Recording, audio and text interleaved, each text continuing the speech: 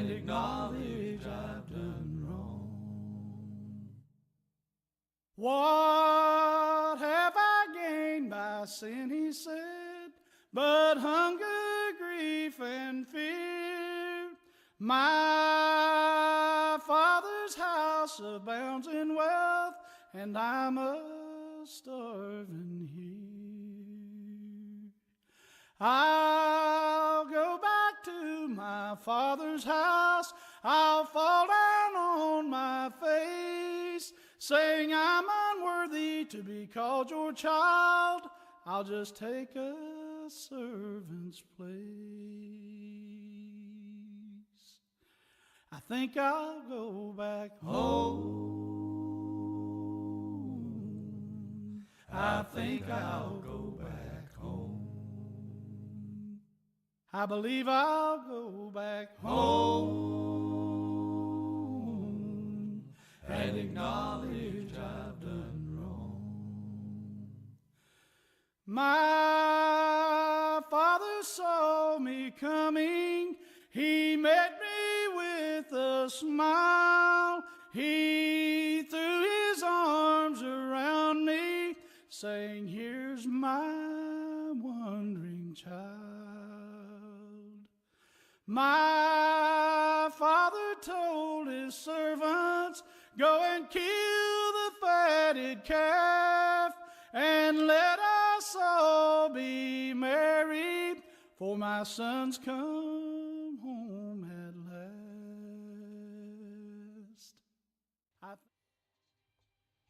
Hey, Rebel, what's up, man? Thank you very much for stopping by. What's up, bud? How you doing? We'll give some people time to get in here. I know Jerry and Sarah will be a couple minutes late. They're finishing up their stream.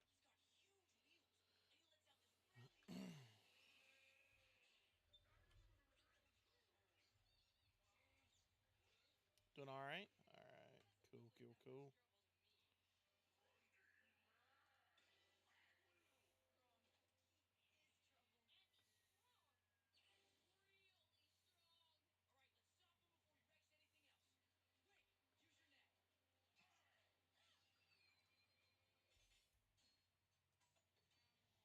All right. We'll give some people time to get in here.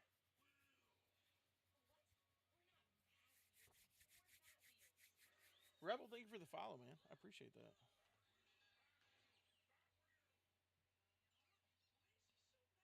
I don't know. I'm following yours though. Right? Well, I had to be because I think I am. I think I'm following yours.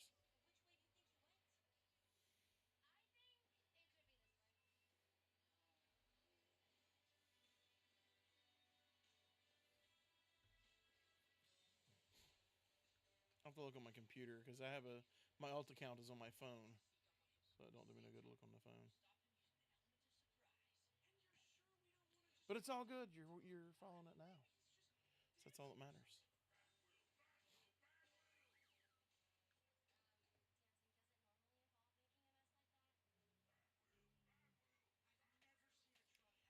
We'll wait about another minute.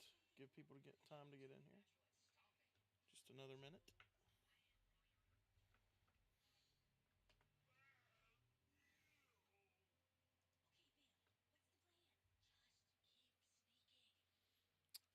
You never told me personally, but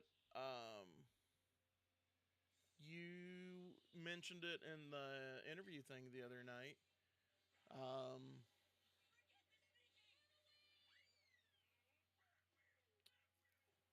Romans 11:6. Is that what it was?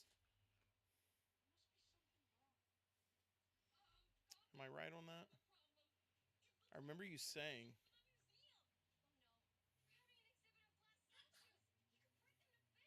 I don't remember that verse.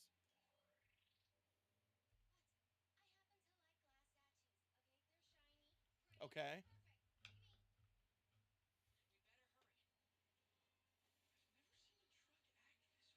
Romans 1:16.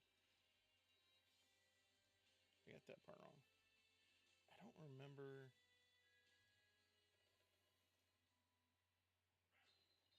What is that verse? Okay. I like that. I like that. Very nice. I've never heard that song though, I don't think.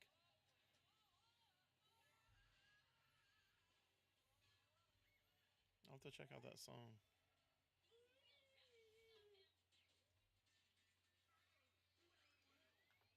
That I have.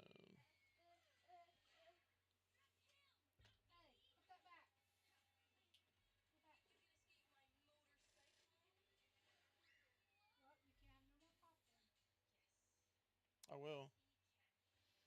Is that a Christian song? Is that what it is? I don't know because I've never heard I never heard of the group or artist, whichever that is.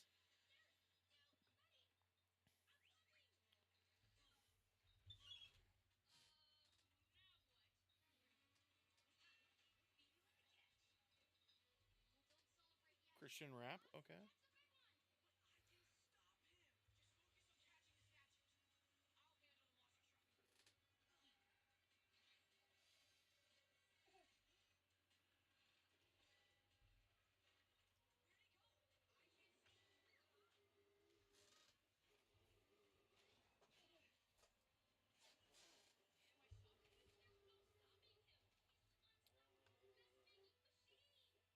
Part of and leader of the 116 Click. Okay, I never heard of them. I'm a bluegrass fan. If it's not part of bluegrass, I've probably never heard of it. Did he bring that to you? 'Cause he's got the straw. Hopefully he's not spelled up.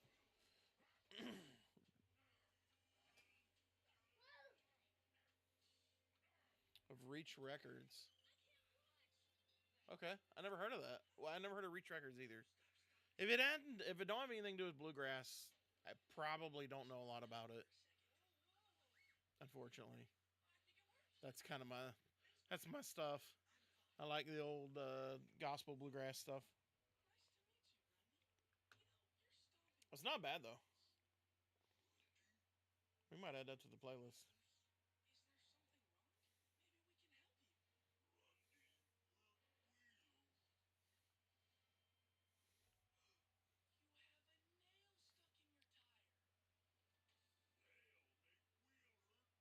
Uh-uh.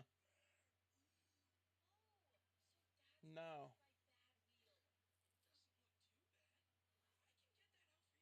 No, message me that so I can look it up. Oh, really?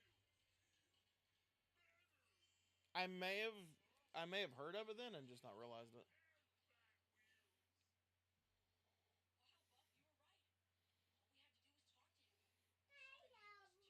Yeah. I may have heard of it and just not realized it. That's actually not bad. I kind of like that.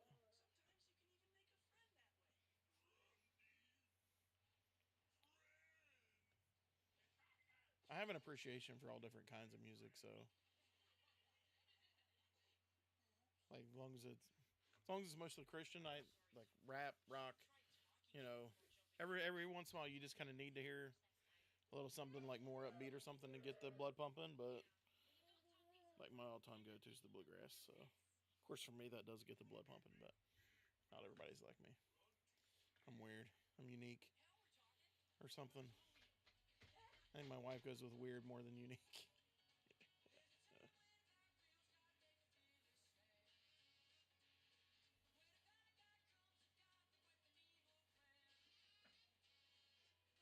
Oh, okay.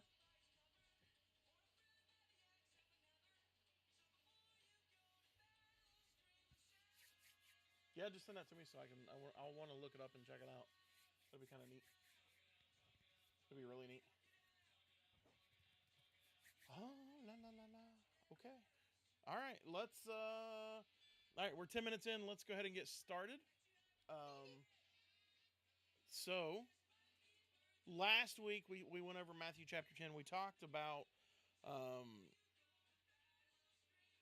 We were looking at Jesus sent the 12 disciples out. This was kind of their first. I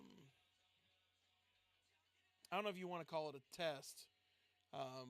but their first experience going out and preaching to the world, kind of on their own, but not on their own. So what he did was he sent them out in groups of two, so that they weren't actually alone. But he didn't go with them. He sent them out on their own, individually in groups, so that they could experience. And he gave them simple instructions. He said, "Don't when you go, don't pack any extra clothes." I'm putting this in my words. Don't pack any extra clothes.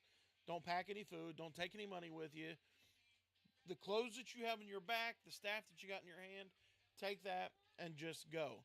Don't go into the Gentile nations yet, but stay in the house of Israel. Um, the house of Israel needs to hear this first, and then we'll take it. Of course, then the plan is to go outside, but he doesn't really say that at that time. Just more or less, it's not their time. Um, he says, "Go to the lost sheep of the house of Israel." So he sends them out to preach, and he says, when you go into the towns and you begin to preach, find those that are willing to listen. Find a house worthy to keep you. When you do, you go in that house, you bless that house, and you be thankful for what you get there. They will give you a bed to sleep in. They'll give you food to eat. Everything that you need, they'll give to you. If you go into a town and you're not accepted and people don't want to have any part of you, knock the dust off your feet and continue on your journey. So there's a possibility that when they go into a town that they are rejected and they may not get anything to eat or anything at that point until they make it to the next town. This lesson, this exercise, this test, however you want to look at it, is a test of faith for them to go out and have enough faith that the Lord will provide what they need when they need it. Not when they want it, but when they need it. I probably don't need to eat, 3 healthy sized meals a day, but I want to because I'm fat and I get hungry.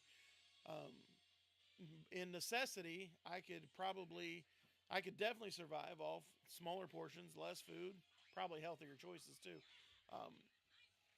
But the purpose is to show that he will provide what is needed when necessary, when it is needed, and to have faith in that.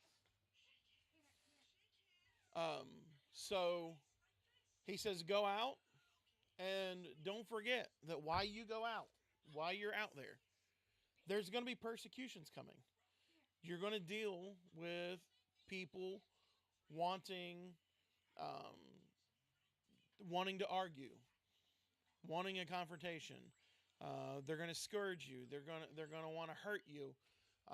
Some will even get to the point where they want to kill you.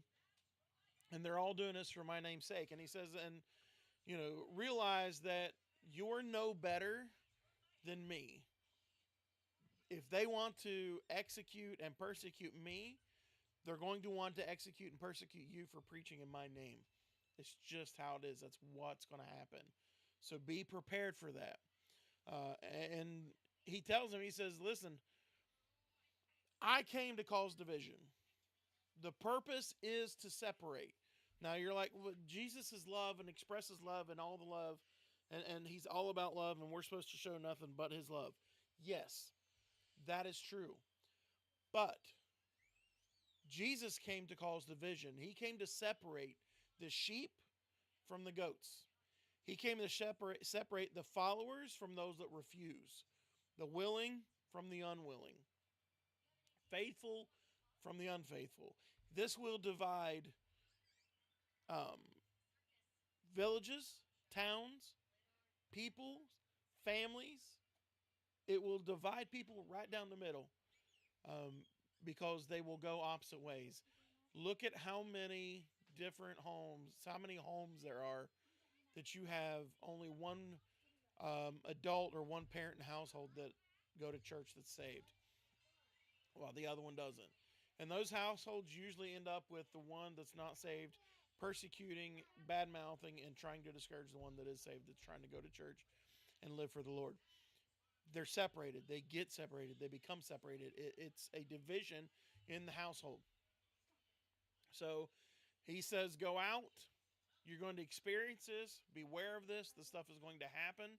And then from there, kind of when you return, we will progress and go from there.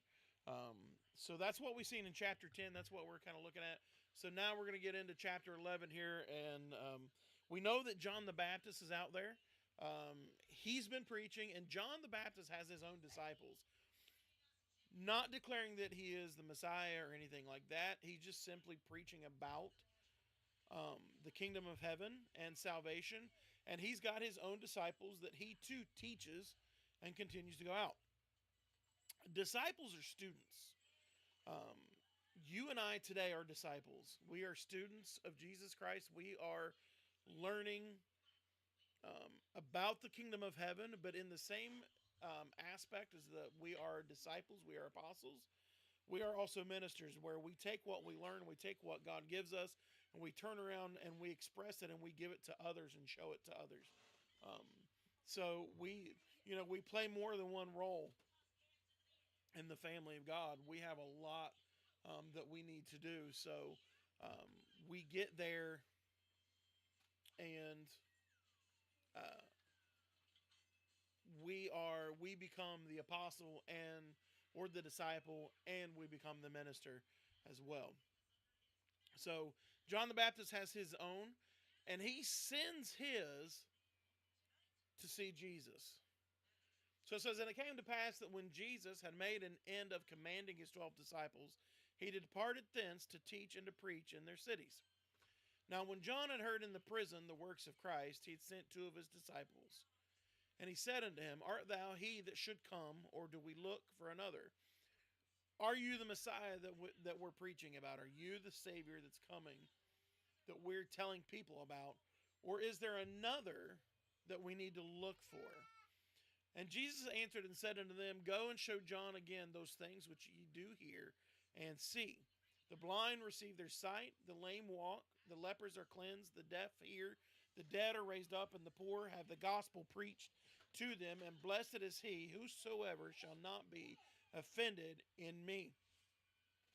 That's Jesus' confirmation telling. Say, you go tell John everything that why you've been following me, why you've been watching me. Go tell him everything that you've seen. Tell him how people have been healed. Lepers have been cleansed. Cleansing a leper was a great thing. That was a great thing back then, because lepers most generally were not cleansed. A lot of times they died with their disease. It was a great it was a horrible thing that happened. So cleansing lepers was a huge deal. But he said, let the deaf tell him about the deaf that can hear, the dead that are raised up, the poor that have the gospel preached to them. He's not preaching the gospel to the rich. He's preaching it to the poor. He's letting those that have no wealth know that there is a wealth coming. And he's giving it to them. The Bible tells us that it's easier for the camel to fit through the eye of a needle than for a rich man to make it into heaven. And that's kind of the purpose here. That's kind of what's going on. He is preaching it to the poor because they're going to be a lot more acceptant of it. So it says, as they departed, Jesus began to say unto the multitudes concerning John, what went ye out into the wilderness to see? And reed shaken with the wind? But what went ye out for to see? A man clothed in soft raiment? Behold, they that wear soft clothing are in kings' houses. But what went ye out for to see? A prophet? Yea, I say unto you, and more than a prophet. For this is he of whom it is written, behold, I send my messenger before thy face, which shall prepare the way before thee. So, what did you go out to see? What were you looking for? A lot of people expected Jesus coming, or not necessarily Jesus, but the Messiah to come as a king, not as a commoner. They expected him to wear um, fancy clothes, the clothes of the wealth. They expected him to have a seat of authority on this earth. They expected to see him um, be something more than what they're getting. So, um, and this is so funny. I seen a post about this earlier today. Um, Somebody had made a post on Facebook saying, um, "Do you believe the people that say they've died and seen the face of Jesus? Because they can come back and describe it to a T. They're very descriptive in their description of it." And everybody's like, "Well, of course they believe it because they died and they seen Jesus, and their description is um, too spot on or too descriptive not to be it." But the question is how do you know that their description is correct? We have a picture of Jesus that shows him as this um, kind of fit gentleman with long brown hair. Looks like it's always freshly combed. And, these bright blue eyes, um, and everything else. You know, kind of good physique and all that stuff, and real calm and clean. Jesus was a Jew, and not a clean Jew, but he was the son of a carpenter. They were dirty most times. They didn't, I'm not trying to make fun of Jewish people, but you got the Jewish nose, the hair. That's not what Jesus looked like. He didn't look like something appealing to the carnal eye. He was not appealing. He was not attractive. But he was a simple man, commoner. And we've got these pictures on the wall. We've got um, if you look in the background of the picture here, if you look up in the corner on the back of the pulpit up there, that's the picture that people see of Jesus. And when they come back from the dead, that right there is the type of picture they describe. That's not Jesus. That's not what he actually looks like. Matter of fact, that picture is of another man. The gentleman that painted the first picture of Jesus like this used a model. There's a story out there. I need to find that story because I want to tell it to you guys. I want to share it with you guys. But the same man that posed for Jesus later posed for Judas as the betrayer. And it was actually the same individual that was the model for both. It was just in two different parts of his life, where at one, he was at the high part, and two, he was at the very lowest and wanted to unalive himself for social media's sake. So, in my opinion, I got to say no, they've not seen the real Jesus because that's not him. Maybe I should do it like this. I don't know. Anyway, that picture's not him. That's not what he actually looks like. So, he was not somebody they were expecting to find. He wasn't what they were expecting to look at. He was completely different. If he would walk past you in the street, you wouldn't know who he was. You wouldn't be like, "Oh, that must be Jesus." Because he looks this way. No, that's not the case. So he says, you've come out to find what? This well-dressed, well-maintained person with soft clothes or high-end, wealthy clothes, king's houses, king's robes type of thing. And that's not what you see. That's not what you're finding. So look at the description of John the Baptist even. Oh my Lord. The description of John the Baptist was just crazy because He's got like wild, crazy hair. He's got locusts. Um, he comes out of the wilderness. People probably thought he was a wild man when he came out there. Probably remind me of the picture reminds me of the old cartoon Captain Caveman. I don't know if I'm dating myself older than you guys or what with that reference, but it almost kind of resembles that, um, minus a club, I think. But you know, they're not. When we think of somebody, when we think of um, somebody of importance coming out and showing themselves, we expect them to be well dressed, well taken care of high stature, and all that stuff. Jesus wasn't any of that.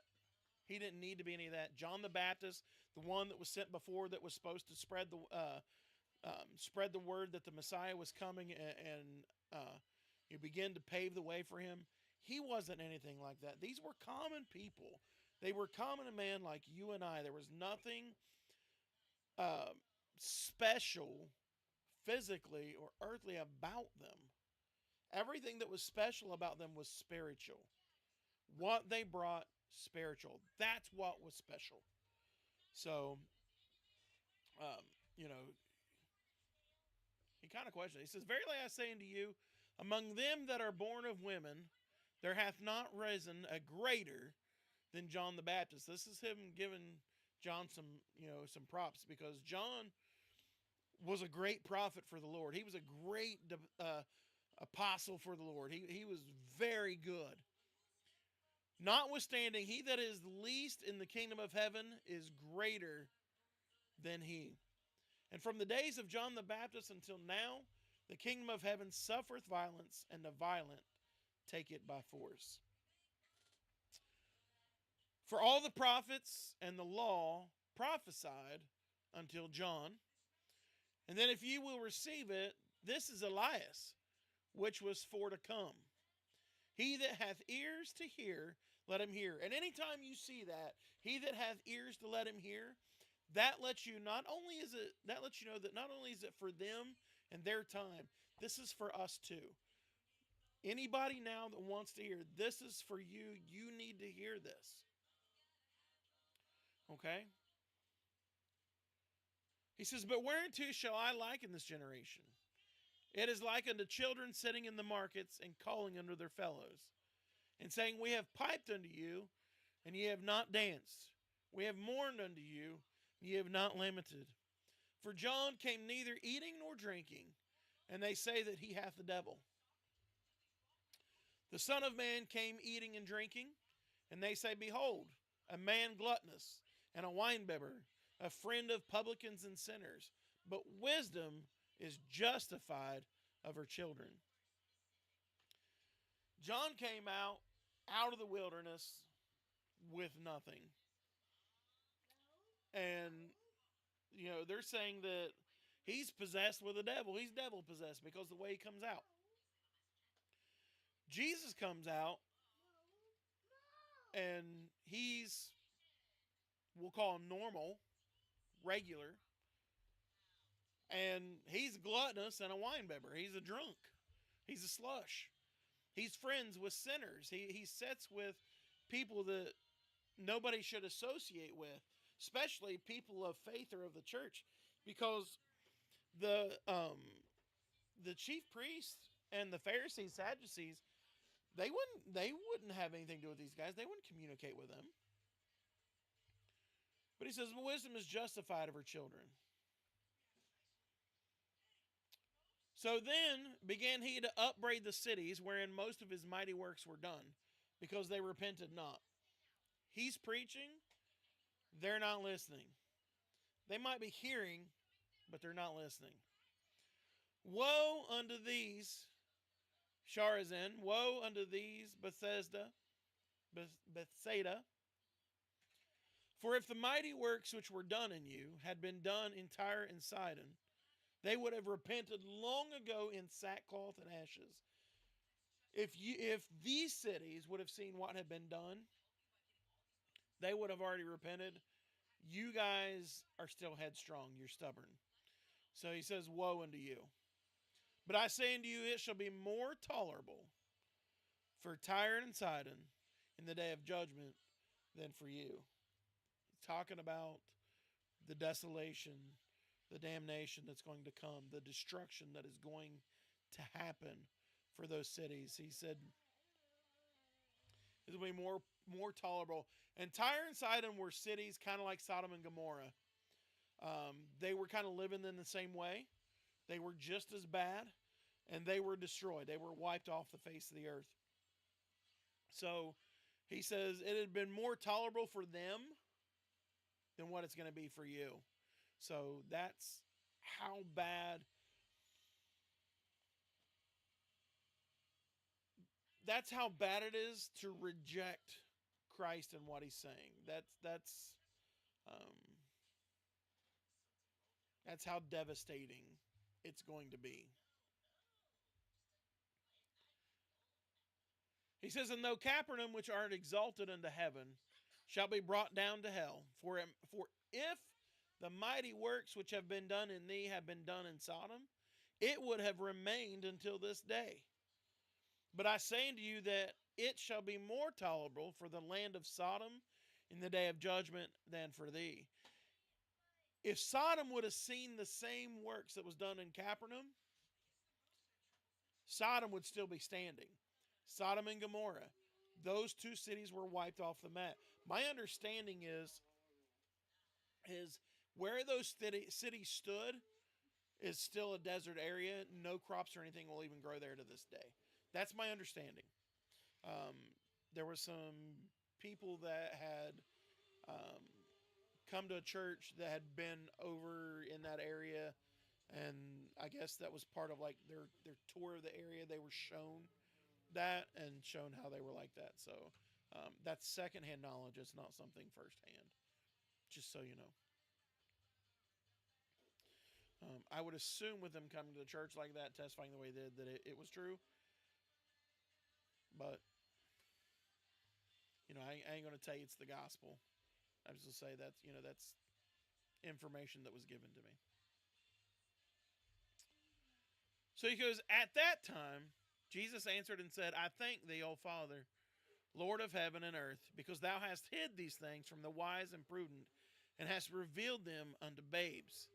Even so, Father, for so it seemed good in thy sight. All things are delivered unto me of my Father, and no man knoweth the Son but the Father.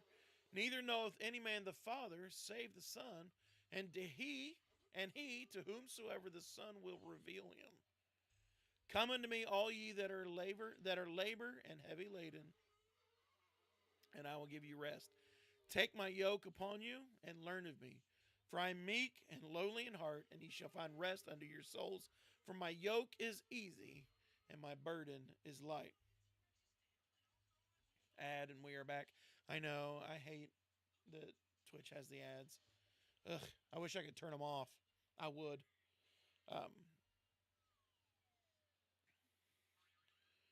So he says that time, he says, I thank thee, O Father, Lord of heaven and earth, because thou hast hid these things from the wise and prudent, but has revealed them unto the babes. Thank you for showing this, not giving this to the upright and the self-righteous, but to the babes, the people. And he said, all things are delivered unto me of my Father, and no man knoweth the Son but the Father. But the Father neither knoweth any man. It says, but the Father, neither knoweth any man the Father save the Son, and he to whomsoever the Son will reveal him. No man can go to heaven unless the Father draw him. Right? But you can't get to the Father without the Son. Jesus is the door to God. He is our intercessor. He was the one that stands between us and him and makes intercessions for us so that we can have access to him. And that's kind of pretty well what he's saying there. Everything that he has is given unto him by the Father.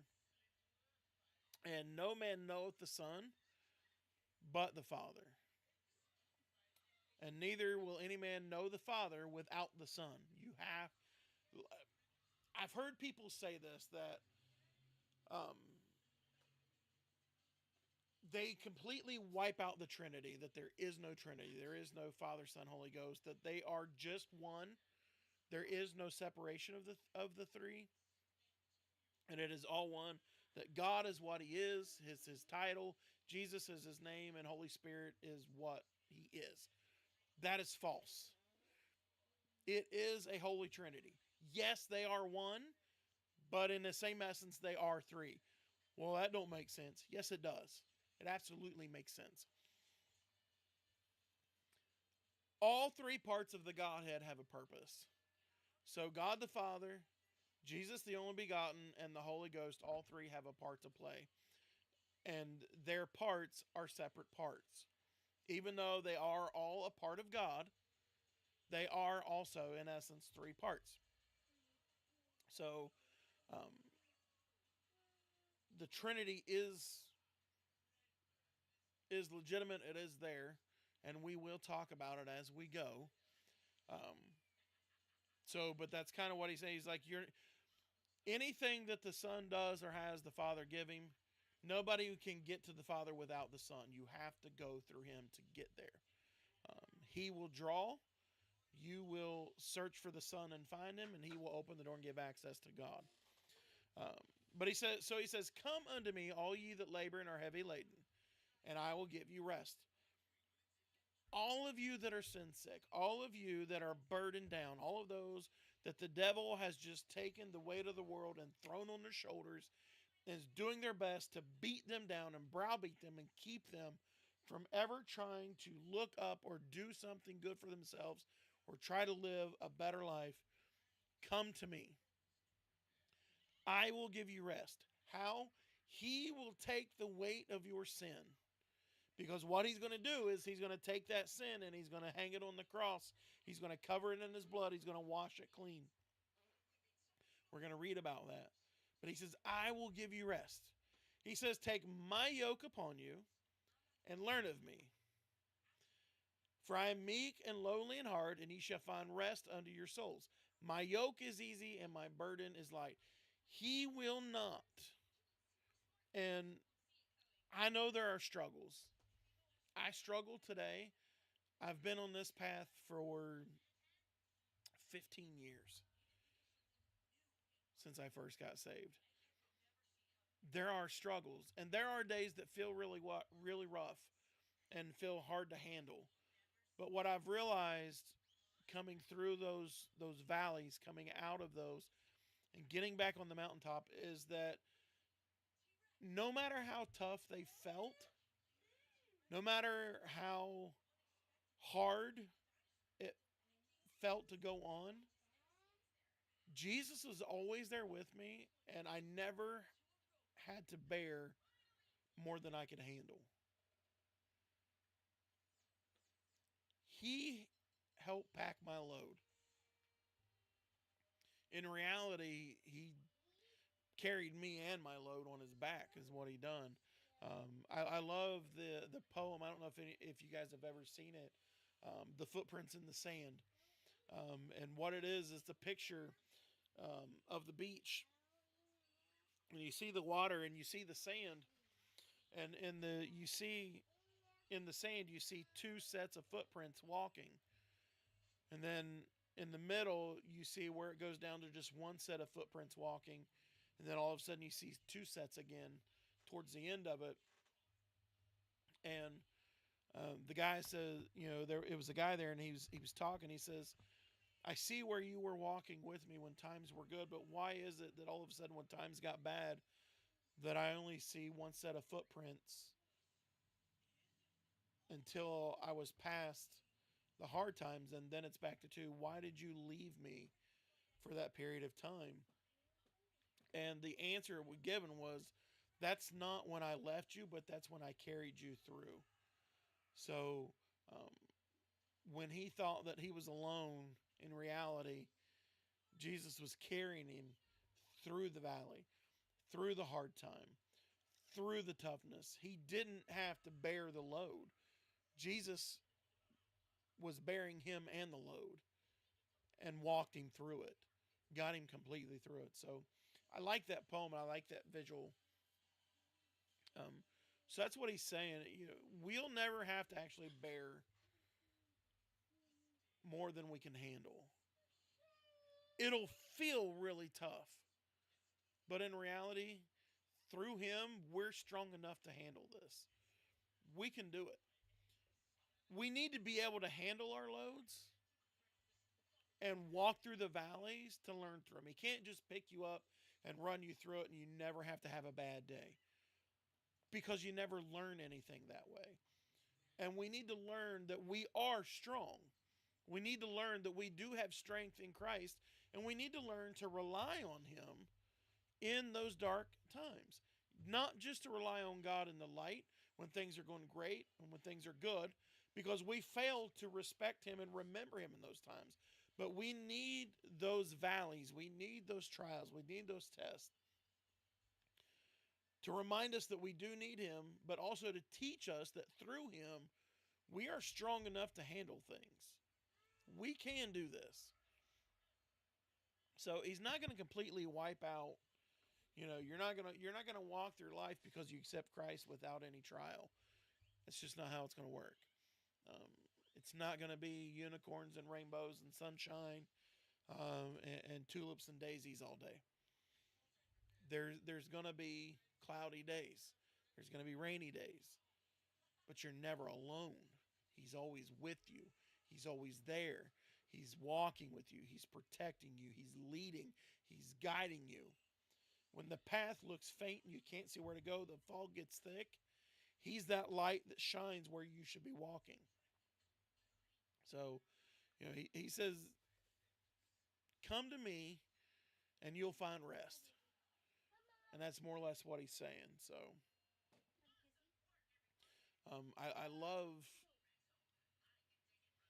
I love the compassion that he shows for people in his word. And even with the sternness, even with these people that he's saying, hey, the day of judgment is going to be worse on you than what it was on these cities that live this way. The only reason he's telling them that is to let them know that as long as you reject me, as long as you don't listen, as long as you don't accept me, there is going to be a consequence. There's always a consequence for your action. Sometimes it's good, sometimes it's bad. If you do something wrong, something bad, you're going to get a bad consequence for it. If you're doing positive, being good, you're going to find that resulting as well. But there's always going to be, or science people, there's a reaction for your action. You commit an action, there's going to be a reaction for that, and you're going to have to deal with the consequences of that. So, but all right, he says, my yoke is easy, my burden is light. It don't get any better than that. So, all right, that is chapter 11. We are already 12 chapters in. We will be doing chapter 12 next week. We're zooming through this. This is amazing. Hopefully, I'm not going too fast. Hopefully, you guys are keeping up, and I'm not losing you. If you start to get confused, if you have questions, ask them. I know I didn't so much look as chat as much this time. That reminds me of something I read once where this church was very big on dressing up and turned this one homeless guy looking because he was dirty. Turned out it was Jesus. Oh, really? See, I seen a story like that where a church was getting a new pastor and he wanted to see what kind of church he had. So he dressed up as a bum. He didn't shower for a whole week. And then that Sunday he snuck into the back of the church, unshowered and all that stuff.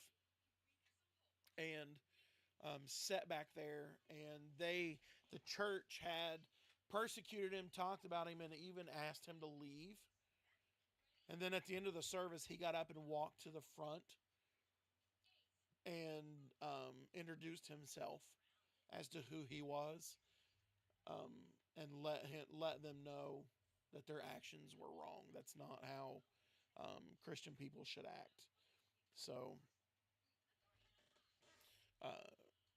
you know, you got to be careful. You got to be careful. Our job is to show love to everybody, no matter what. We can't pick and choose. So, all right, guys, that's the end of chapter 11. That is it for today. If you want to read ahead, read chapter 12. Be ready. You need to send the song. Yes, send that to me, please. Be trying to make these weekly. Awesome. Thank you, Rebel. I appreciate that. You love this? Great. That's what I like to hear. That's exactly what I like to hear. So we will do this next Monday at 6 o'clock. We'll be back in here doing it again. Matthew chapter 12. So yeah. Guys, don't forget, movie night, Discord. We're watching Sonic 3 tonight. The song got banned on Spotify. That's rude. Yeah, send it to me. I'll look it up on YouTube then. But movie night tonight, we're going to watch the third Sonic movie. So that'll start. The plan, like always start at 7. We usually not end up starting until like 7:20. So if you're a little bit late, it's perfectly fine. Other than that, thank you guys very much for hanging out. Appreciate y'all. Y'all have a good night, and God bless. Well, when I left my father's house, I was supplied. I made a mistake and I did wrong. Now I'm dissatisfied. I think I'll go back home.